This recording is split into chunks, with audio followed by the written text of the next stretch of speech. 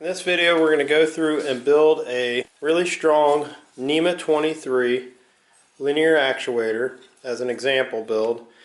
You can see how if you combine these together you can make all sorts of machines.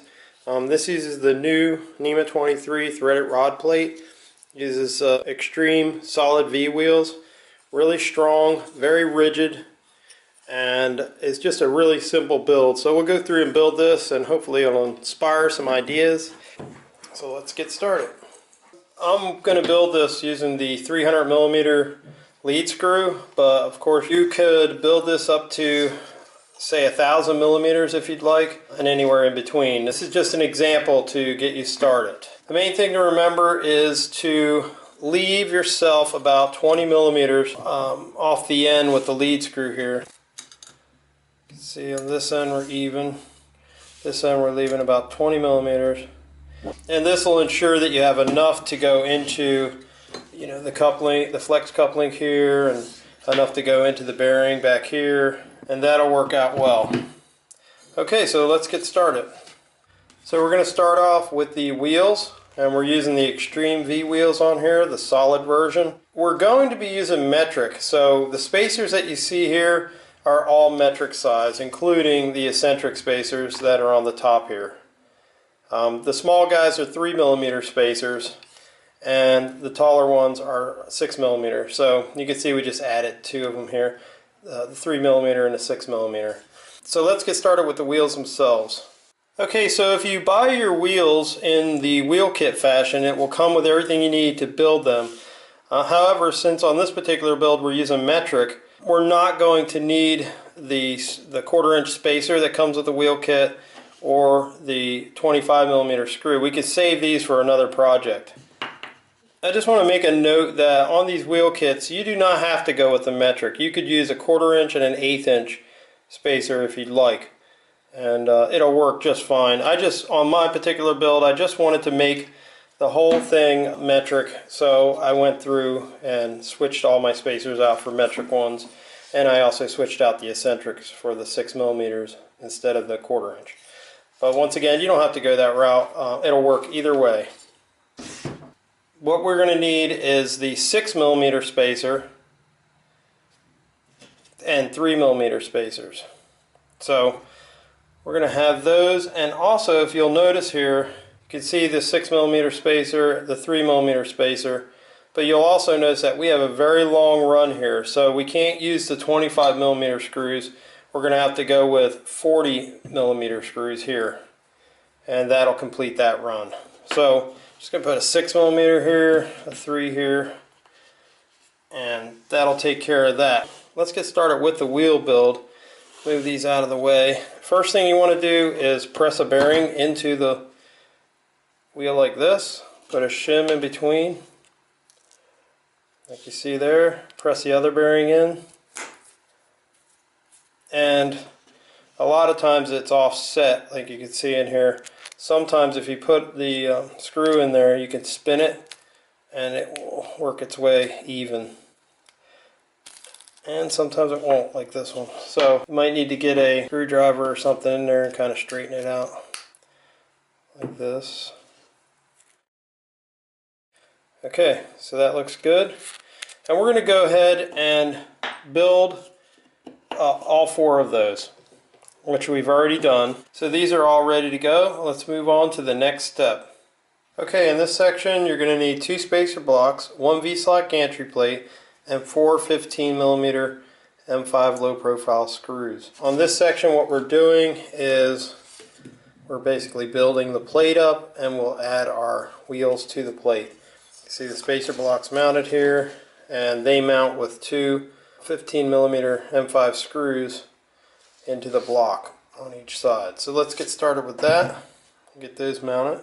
We're going to be placing this on 20x80 V-slot, so we're going to be using the holes out of the furthest out to the right and left of the plate. You can see that when you put these blocks on the bottom here, that this hole here lines up and this hole here lines up, and these are the ones that we're using to mount these on. Let's do that real quick.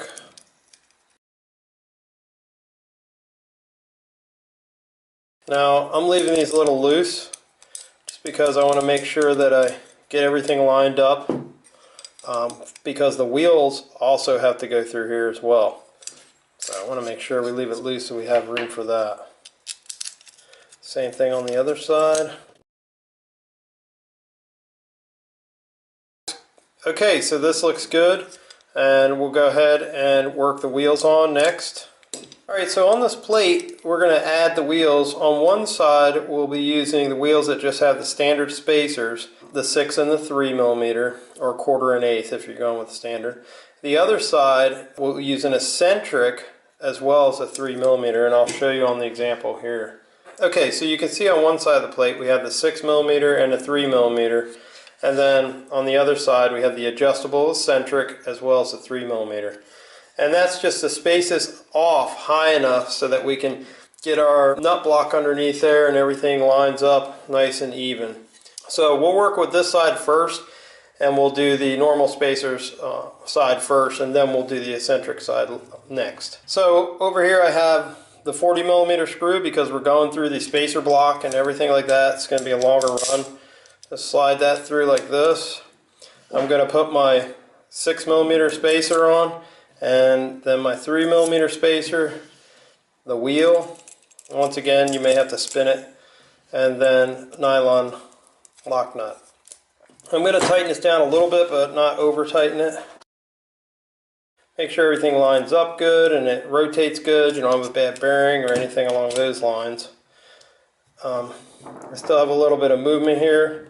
I'm just going to push this down. And at this point, I think it's safe to tighten down our 15 millimeter screws and kind of get it set up like that. We'll go ahead and install the next wheel on this side, which will also have the exact same spacer, so it's the same way. Let's do that now. Okay, so we'll run through this one more time. 40 millimeter M5, 6 millimeter spacer, 3 millimeter spacer, the wheel, nylon M5 lock nut. Tighten all that together. This time I'm going to tighten this down a little bit and give the wrench a turn, make sure it all works. Go back to this side, which we left loose, a little loose. Tighten it down. And that is a really nice set of wheels mounted on there, really strong. There's no movement whatsoever. Okay, so now we'll work the next side. Okay, so for this one, basically the same thing. 40 millimeter screw. And then the difference being that we're going to be using this eccentric, 6 millimeter eccentric, in place of the 6 millimeter normal spacers that you see there. So slide this in with the flange facing in, and it just goes down in the groove there. Kind of see if you turn this how it moves the screw around. And I like to face these out away from the center. You can see the little notch there, just so that I know when I go to put the rail in there, it'll go in there easily and I can adjust this to the rail. Next is our 3 millimeter spacer. And then our wheel. And then the nylon lock nut. Now these I'm going to tighten, but I'm not going to over tighten these because we still have to adjust this eccentric later. So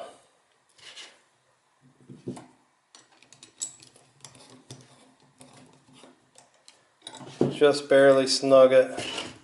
I'm going to move this back here. You can see there how that is. And I'm going to go ahead and, now that I have this one in here, once again I'll tighten up the 15 millimeter lock spacer block screws.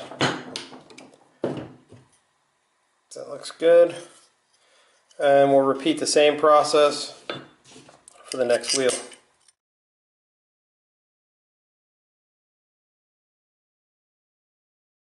Okay, that looks good. We have both on, and once again I did not over tighten these. They are snug, they're not moving, but I didn't over tighten them. I made it so that I can still spin this eccentric and move this wheel around, which is exactly what we want to be able to do. That looks good. Let's move on to the next step. Before we get started on the next step, which is installing this nut block onto the plate, we want to run this lead screw into the nut block and kind of knock out any debris or anything that might have built up in there. If it shows up on the camera, these ends have been ground down and sometimes they just spin out and they don't want to grab, so you have to kind of push them in there a little bit. I'd like to get that started, and one of the ways you break it in is you can actually chuck it into your cordless drill. Lightly chuck it in there, so don't crank down on it a lot. You might even want to put a little cloth in there or something, but I haven't found the need for that. And then we're gonna turn this and kind of break it in back and forth. I'll put this drill on high.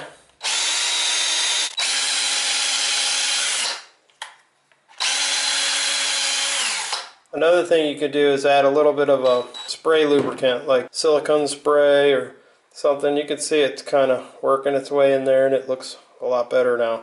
So do that a few times. Make sure you get a nice, smooth, easy to spin nut block on the lead. I'm going to get some lubricant and put it on there. So I have a little bit of liquid wrench here. I'm just going to spray a little in there. And then run that through again.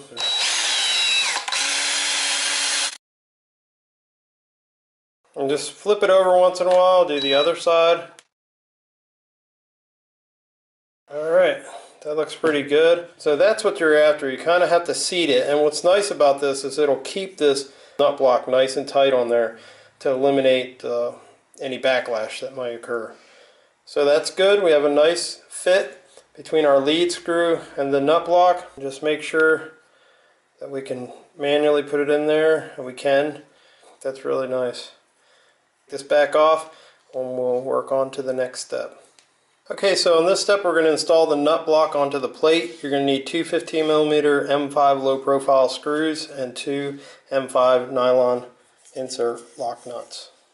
So you'll notice that on the nut block it has recesses here for the actual M5 nut. So you can slide those in. They capture them so that you can put the screws through the plate into the M5 nut. And you're just going to line it up with the two holes here and here. And hand tighten it first. And I like to tighten these down a little bit and then back off on them because we want to leave this loose a little bit as we work with it. And you can see I left it loose. And that is what you're after right there. Okay, let's move on to the next step. Okay, now that we have the nut block on the plate, we're going to set this assembly to the side. We're going to bring the, in this case, 20 by 80 millimeter V-slot, and we're going to slide our assembly onto the rail. Now make sure that your eccentrics are facing out away from the rail, and you should have a little bit of play there. And you want to take your 10mm wrench and just setting the plate on the table. I'm going to turn these a little bit just until the wheel sets itself into that groove, and I get a little bit of friction here when I try to turn them. Do the same one with this one until they're about even.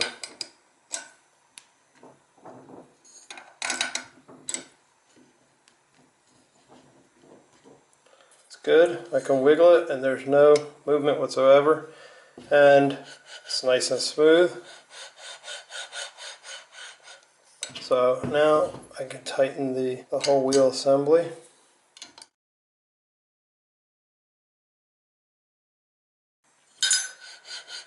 Make sure you're still smooth, and make sure that there's no movement whatsoever. As you move it around here, it's nice and tight, and it is. That's a really nice smooth gantry there. And I take the silicone spray and I spray it all over the wheels, all in the bearings, and I just wipe it all into the grooves here, and just really get it on there and make it nice and smooth there. So this is what we're after. Let's move on to the next step. One thing I want to take time to mention is the size of the V-slot. In this particular case, it's 280 millimeter. And if you take your lead screw, 300 millimeter lead screw, have it flush on one end and look at the other end here, you should have about a little over 20 millimeters. That'll give you enough room to ensure that you go into the coupling as well as into the bearing back here.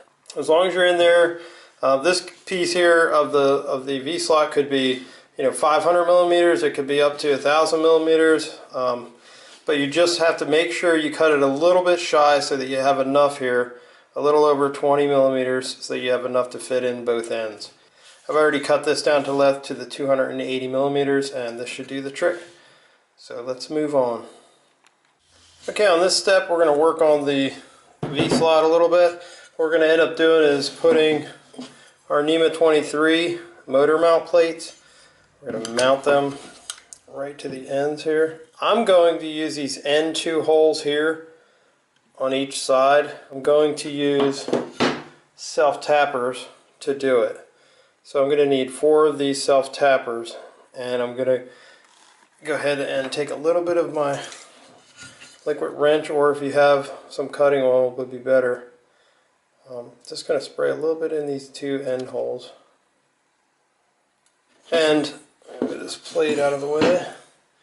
I'm just going to take the self-tapper and I'm going to, using my drill on low, I'm going to run it back and forth a few times.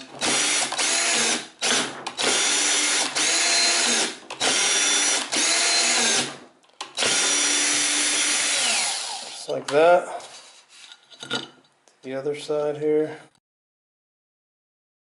And all I'm doing is, as I drill it in here, if it starts to get tight, I just stop and hit reverse. Right there it's a little tight, I'm reversing, back up a little bit, and then go back forward and get some speed and go a little bit deeper.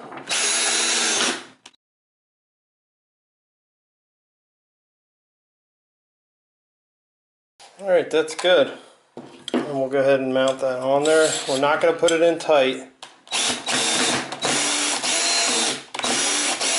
So I have it on there and it's not tight, it's loose right now. Take another screw on the other side here. Back that off a hair. You still want to be able to work with this plate as far as moving it up and down. So one thing you might want to introduce at this point is a handheld screwdriver. Then you can fine tune these a little bit. We can now bring the cart over and introduce that back onto the system. Clean off any debris that you might have on the wheels or the rails. Should have a nice smooth motion is what you're after. When you hold one of these wheels, you can feel the friction being pulled against it. You can do the same thing on this side, and I can tell that one side is tighter than the other because I can hold this one. So I can back this eccentric off a little bit, just a hair, I mean, and that's nice. You want smooth motion, you don't want it to be a lot of friction, but you want it to be locked on for sure. This will give you a really strong gantry. Alright, so at this point the next move is to bring in the lead screw, and we're just going to thread this through a little bit. It's going to be a little bit tight, but just work it through until you get about halfway, something like this. Then we're going to move on to the next step. Alright, at this point you're going to need an 8mm lock collar, and make sure your set screws in but not through. You're also going to need the 8mm shim and the 688Z 16 outside diameter, 8mm inside diameter bearing. Let's just slide the lock collar on first, slide the washer on, and I usually put the rounded side facing the facing the bearing, which will be next. Slide the bearing on. If it's flush, should be good. That's good. That's what you're after. And at this point, this one doesn't want to slide up any further. That'll be fine. So right there is where you want it.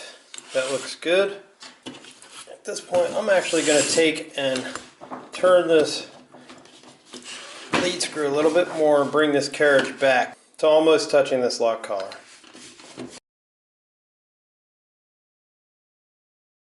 To something like that. And we're going to go ahead and tighten. Since we have this plate in position and it's the proper height, we can tighten down these back two screws here, and so that we'll set this plate so it's not loose. Okay, so I'm just going to go through and tighten that down. That's pretty good. And you could add more screws back here if you wanted to, 2 more for this particular V-slot size. Okay, that looks good. Let's move on to the next step. Alright, same as we did on this end, we're going to go ahead and slide the lock collar on. 8mm washer, shim. And this time we want to slide this down a little bit more, so make sure that you can slide this on here. If you have trouble, you might want to take a little bit of fine sandpaper and sand that down so you can get it to slide on. That's perfect right there. And we'll introduce the second plate. Make sure that the recess is facing on the inside. Put on the end 2 of our self-tapping screws. And since we've already gone through and pre-tapped these, we should be able to just thread them back in the holes.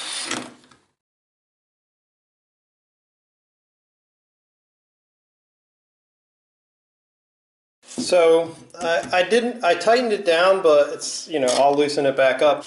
Once again, to get the proper height here, what we're going to end up doing is bringing this assembly forward. Let's go ahead and lift up the rod and put the bearing where it goes to set it. And then I'm going to bring this down here by turning this. You can chuck the drill onto the end again. I'll do it real quick, just to bring it down.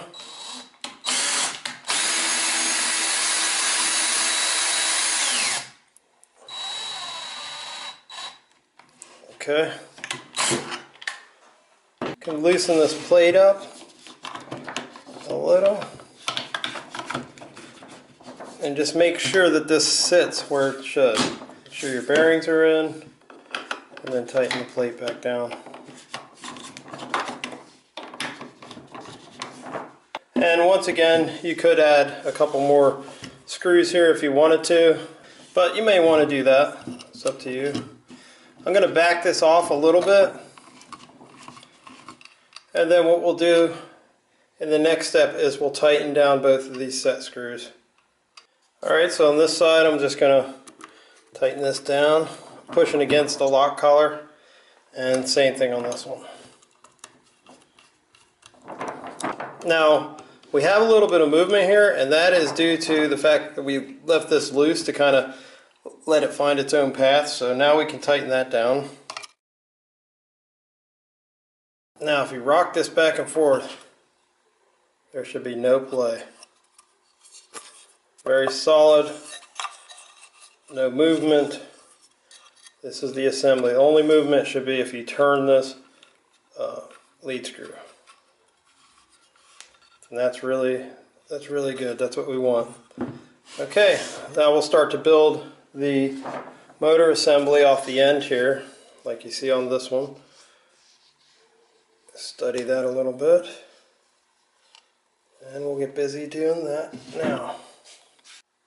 Okay, for this step we're going to be adding the stepper motor onto the end of the actuator here, and you're going to need your flex coupling, which is 1/4 inch by 8 millimeters, and you will need 3 40mm spacers, 3 55mm low profile screws, and 3 M5 nuts. So at this point, go ahead and we'll just slide the flex coupling on here. We're not actually going to tighten it down yet, we'll just leave it loose. Just going to go through and start with this top one, slide that through, put that on, and then decide where you want your wire orientation. You might want it to the left, to the right, you might want it facing out this way.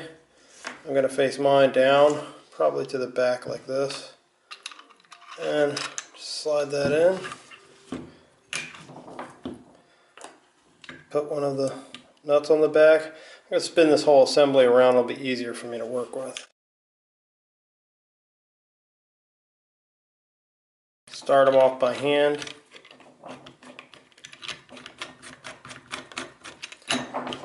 Get your wrench, 8mm.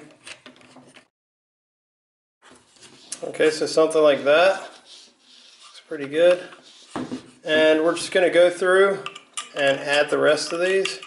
These I'm going to have to probably start with sliding the spacer in there first and then sliding the screw through. Just like that. Put the nut on the back and tighten that down.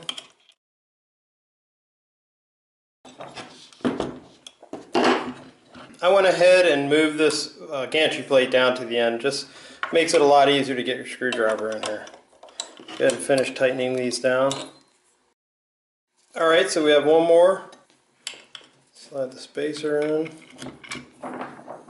Line it up. Screw in there. Go ahead and tighten this one down as well. Alright, once that's complete, our last step here is to tighten down our flexible coupling, and what you want to do here is leave yourself a little bit of space just so the plate and the coupling itself is not rubbing. So just leave a little gap there.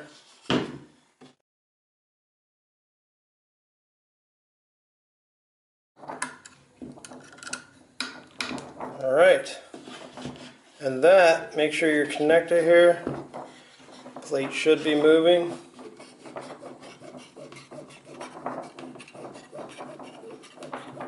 That looks awesome. We're super tight. Nice strong gantry. And that's the completion of the NEMA 23 linear actuator. Really simple, quick and inexpensive build. I think you'll appreciate the amount of power and precision that you can get out of this system. You could see how you could incorporate two of these systems to make an XY system, a very powerful XY system. You could even incorporate it this way. There's multiple possibilities and opportunities for this actuator. Please be sure to check out openbuilds.com for fresh, new, exciting builds. I hope you enjoyed watching. Thank you and happy building.